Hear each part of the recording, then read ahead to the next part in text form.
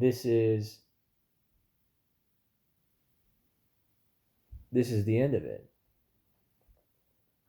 right? What I want for my brothers and my sisters is to have respect, but I don't want, and neither does a lot of the majority of people want, these corrupted people that have been brainwashed and hijacked by propaganda, because they are the soldiers of collapse, whether they like it or not. That's the actuality.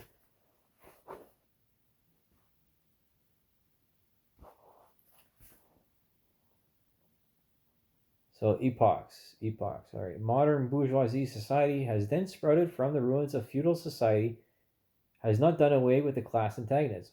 And right now, with the internet, we are in a feudal society with the kingdom of the internet, right? All these billionaires, not to mention anyone in particular, because they know who they are, and they're probably going to watch this anyways. Thank you. It has been established new classes, new conditions of oppression, new forms of struggle in place of the old ones. Our epoch, the epoch of the bourgeoisie, possesses, however, this distinctive feature. It has simplified the class antagonisms. Society as a whole is more and more splitting up into two great hostile camps, into two great classes directly facing each other, bourgeoisie and proletariat. Serfs, slaves, and slave masters. But again, it doesn't mention who profits off of the trade of slaves, because there's a merchant class that does that, and they profit off of the trafficking of labor, the potentiality of labor. A contract is signed through legalese before it all even happens.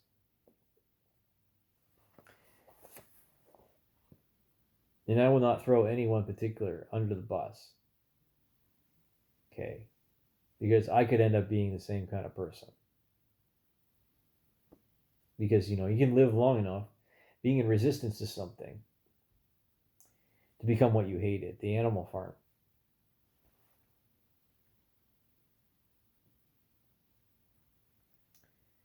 That's that.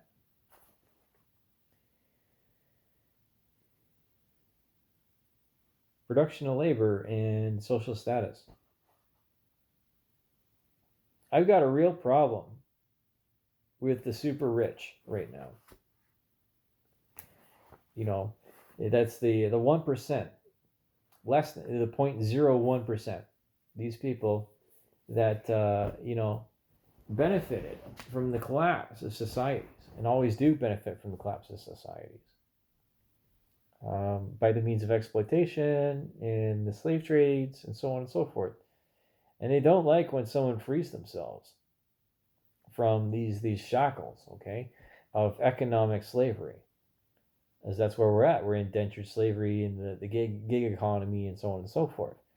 And every one of us is subject to it. And what I don't like especially is that, immigrants, and the amount of immigrants that have been brought in, specifically to Canada since 2016, under the rule of the Liberal Party, right, by intent to destabilize the economy and to take up low-level labor jobs. I know there's this thing, the native people, well, not native people, but the established population of Canada doesn't want to do these menial jobs and so on and so forth. But that's the excuse. I myself, having been, instilled with the values of hard labor, and again, I'm probably a throwback here. Okay, I grew up on CKVR, and in the 90s, on a farm, and before that, I used to watch a black and white television, for crying out loud. We're talking like Gilligan's Island, I Love Lucy, Andy Mayberry, and let's see who else. I remember The $6 Million Man, I Love Lucy, MASH. Yeah. But you see, this throwback mentality is exactly what we need right now, in my opinion. in order to reestablish a common bond of trust.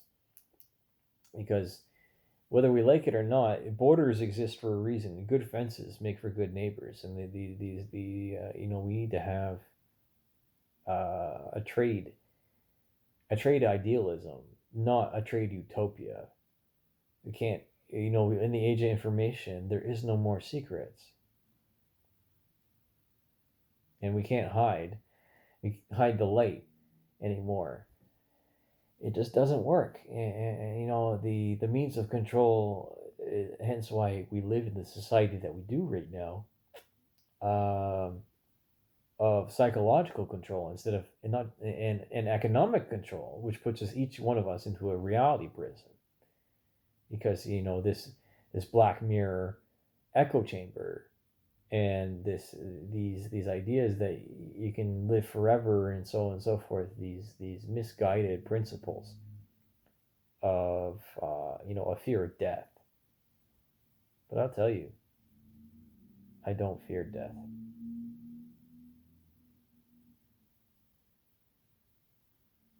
There's worse things than death.